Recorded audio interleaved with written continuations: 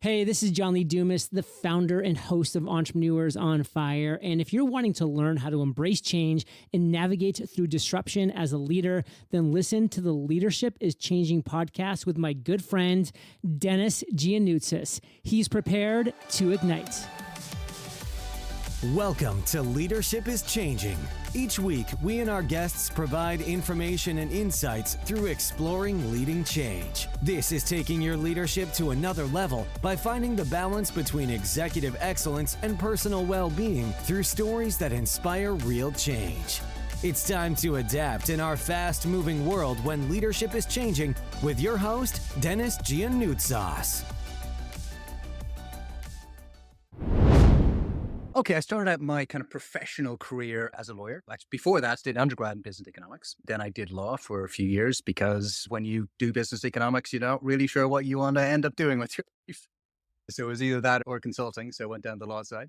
That was really interesting for a couple of years as well. But then I got the chance to do a 3-month secondment in an investment bank and ended up staying there for 10 odd years. Investment banking was a really interesting career, really interesting time in my life. But after 10 years, the thought occurred, is there not more to life than this, and chasing kind of quarterly earnings and quarterly profits and just you're trying to make money for folks and yourself and others, of course. Took the time during the great financial crisis to step off and go and do an MBA at London Business School. Went in as an investment banker, came out the other side as a founder, entrepreneur in the renewable energy and sustainability space, and have been there for 10 years now. And it's been the best decision I ever made. Oh, very good. And tell me something as well. I see that you're also somebody who loves to spend time with the family, exercise, volunteer. Tell us more about that. Yeah. Proud parents, exercise. I think exercise is more, it's my therapy. It's being an entrepreneur, being a founder, being a family man. There's so many demands on your time, so many stresses. No matter which way you look, there's always somebody trying to, and also being in climates and environments. It's a fundamentally stressful place to be. So to try and again going back to the theme of taking a pause and having a think, that's where I go and that's where I get out of my head and just try and leave it all out there and thoroughly enjoy that. Yeah. And when you say exercise, you do that in nature? What do you actually do? Yeah, combination. Very much enjoy long walks, runs. I used to run marathons, less so now, but it's really kind of going in and just lifting as heavy weights as you possibly can. Yeah. I really thoroughly think that I find that very therapeutic, very cathartic. Oh, awesome. I think that there's a lot of people in business today who don't do this, who don't take time out to do that kind of activity, exercise, even just going for a walk and things like that. Especially when we went through pandemic side of things, so forth. A lot of people working from home, sitting on their butt all day and not getting out and doing some activity. And for some of those who had those smartwatches and that show the number of steps, it would be amazing to see 1,200, 1,600 steps for the day. And you're like, what? So why is it important for people to be out exercising all the time, especially for those who are in business where there's a lot of stress and so forth? Yeah, it gives you time to think, time to pause, time to reflect. It's very easy to be caught up in the spiral of everything, of the continual questions that are thrown at you and the continual decisions you need to make. It's a time to take a step back. And it's when really wisdom comes in your quieter moments. And frankly, it also gives you energy.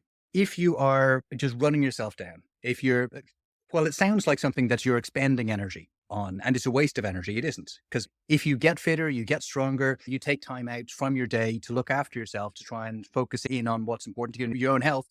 Tomorrow, you're going to be a little bit better. The day after, you're going to be a little bit better.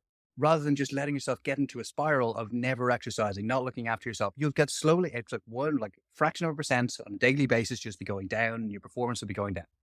If you want to turn that curve, bring it back up again, so that a little bit of exercise, a little bit of health, a little bit of eating well, sleeping well, that will allow you to bring your best self to work. And you have to bring your best self to work. If you're a leader, your team needs you, your customers need you. You need to do that. It's not for yourself. It's not a selfish thing. It's for your family needs you.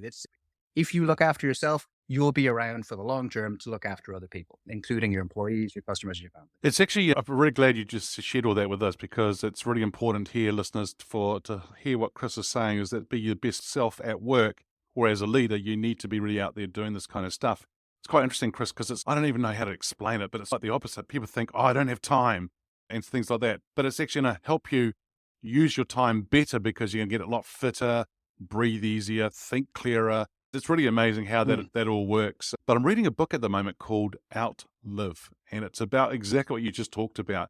It's about exercising, doing a whole lot of stuff to really not just live a lot longer, but have a good quality of life longer. Because as we start to get into our 40s and 50s, we start to deteriorate in our body and things like that. And if we're not out there doing this kind of stuff on a daily basis, or even if it's 3 times, 4 times a week, we start having problems in the future too. So it's really quite cool. So the book is called Outlive. And if you haven't, check it out, listeners. It's a really cool book. Chris, talking about energy, you just said before about helping you build yourself on that energy, so forth. You're the CEO of an organization called United Renewables. Tell us about your organization. Sure. First off, thank you. I've put down Outlive now in my reading list. So I'll be jumping on actually my local bookshop afterwards and trying to get it rather than going for one of the large named after Brazilian rainforest type of producers. So United Renewables so when I left kind of business school and started out United Renewables, actually at the time it was Causeway Winds, and I went out to raise a little bit of money. I went out to raise £500,000 or £600,000 to build for a single stick wind turbine in Northern Ireland.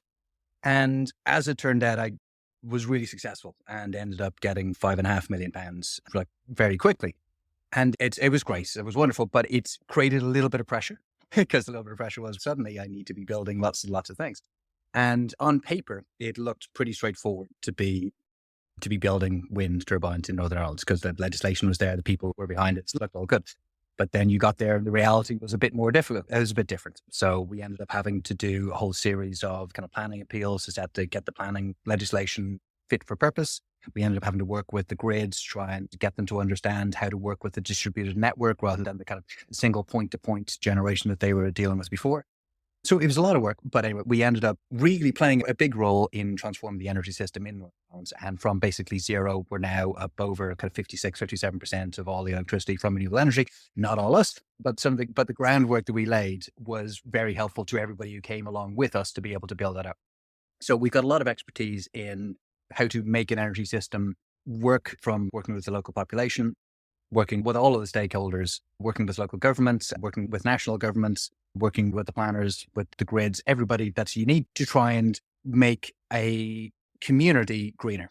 And we're trying to take that expertise to other parts of the world now. So we're moving across project dotted, particularly island nations dotted around the world. That's our specialty. We still do other types of, it isn't just wind now. We do solar, we do anaerobic digestion, we do storage.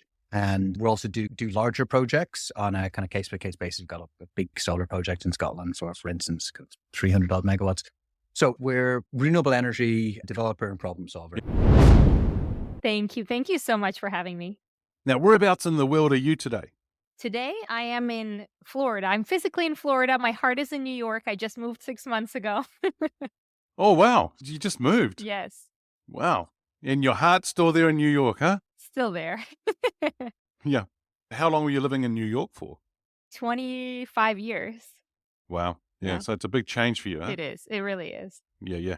Okay. So thanks for sharing that. So we're going to be talking about leadership, and leadership is changing and so forth. Now, before we go any further, I've given the listeners a little bit of an introduction to you. Tell us more about you. Thank you.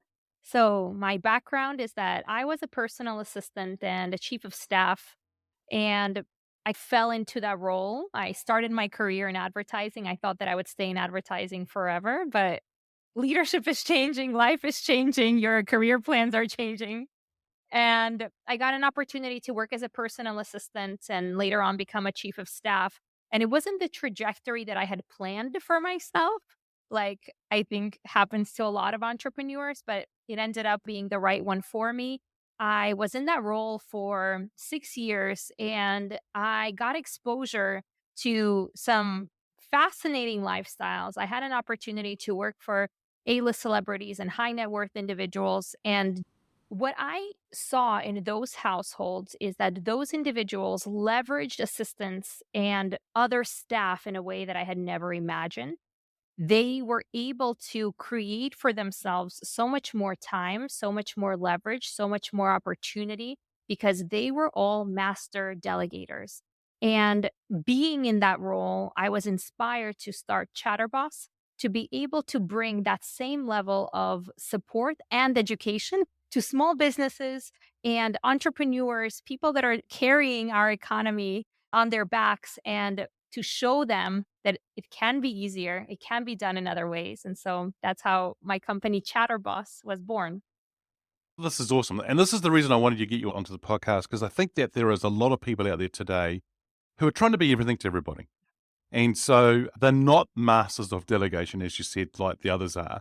And pretty fascinating that you work with some A-listers and some other very successful people as well. And the question I've got for you, and it's all related to this, tell us more about ChatterBoss. What do you do in this organization? How does it help people? I'd love to know more. Yeah, so we are a remote executive assistance service.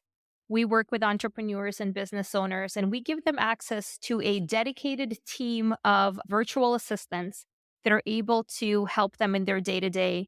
And what makes ChatterBoss unique is that we are more than just task doers. A lot of people think about virtual assistants or remote assistants as I'll tell you what to do and you'll do it. And that is certainly a part of delegation. But what we bring to the table is to be your thought partner, your right hand, to give you the opportunity to become replaceable in your business by starting to copy parts of your brain and your decision making so that you're not always the one doing all the things. So your assistant is more of like a chief of staff level offering than what you would imagine with a virtual assistant offering. Yeah, because I agree with what you're saying. I think with a remote assistant or a virtual assistant, a lot of it is that we have to have what they call SOP. They have to systemize. We have to have processes to operationally work and go like that and show them and record how we do it so then they can learn. And for a lot of them, they don't know, they tend to just follow the processes and that's it. And I think what you're doing is fantastic because you do want someone who can think outside the square, someone who can actually understand who I am and what I'm wanting and where I'm going. And that is very cool. And yeah, very good. And I understand you've got a book coming out as well. Yes, so my book, Delegation Nation, a labor of love for the last 4 years, is coming out on August 29th. It is the culmination of what I have learned from working with entrepreneurs, working with assistants, and analyzing the relationships that work from the relationships that don't work. Every time we hire a new assistant, we ask them questions, and as they remain with us, we continue to ask them different questions about what works for them, what doesn't. And we want to educate the entrepreneur on what is going to make them the best possible client so that the assistants that they have are inspired to do their best for them. And by the same token, the book also speaks to assistants in helping them understand the perspective of the entrepreneur, how they can best serve these leaders so that they can bring their visions into the world with the assistant's help. Oh, that's cool. So it's coming from both perspectives. Yes. Yeah, nice. I like that. That's very good. Thank you. Hey, that's a real interesting background that you've just shared there with us about, okay, 25 years in New York, now just moved to Florida. Pretty cool. And also the fact that you've come from a background and then what you've gone and done is taking your strengths there and gone and started a business to help other people too. Fascinating people you would have worked with. That you've learned that were the masters of delegations and of delegation and how to do that. But now you've got a book coming out called Delegation Nation, and you've got a business called ChatterBoss, and that's how it's all related. Brilliant. Great way. It's excellent. So listeners, there you go. If you're thinking about what you do on a daily basis today, and if you can turn that into a business for yourself to help others, I think it's pretty cool. Zig Ziglar is a guy who's from the past who talked about sales and so forth. And he always says that if you can help enough people get what they want, then you'll be successful as well. And I think that's what you're doing here, Valerie, is you're helping other people, of course, through your business to get them to be successful and take things probably off their plate and to allow them to get on with other things too. Absolutely. 100%. There's not a shortage of things on our plate. Oh, I bet, yeah. So how did you actually get into leadership yourself? I don't know if there are other leaders, and must be the case, that have this dream for themselves that I'm going to be a leader one day versus the part of the population that just falls into it by default through the actions that they're taking. I think that for me, my approach to leadership inside of ChatterBoss is that of really servant leadership. And I think it's because of the nature of the business that we do that this is also my leadership style, and all of that is intertwined together because we are in a service-based business. And so what I know very deeply at my core is that I cannot do what I'm doing and I cannot accomplish my mission without the people in my organization. And so I lean on that very strongly. And in the beginning, there was no people. And I guess, when do you really become a leader? At which moment can you really call yourself that? And I think that it's baby steps, especially when you're an entrepreneur and you're creating your organization. A lot of the time you start on your own. So when do you get to wear that title? Thank you for listening to this episode of Leadership is Changing with your host, Denis Gianoutsos. Each week, we and our guests provide information and insights through exploring leading change, inspiring executives and leaders to adapt and lead a bigger game in a fast-moving world.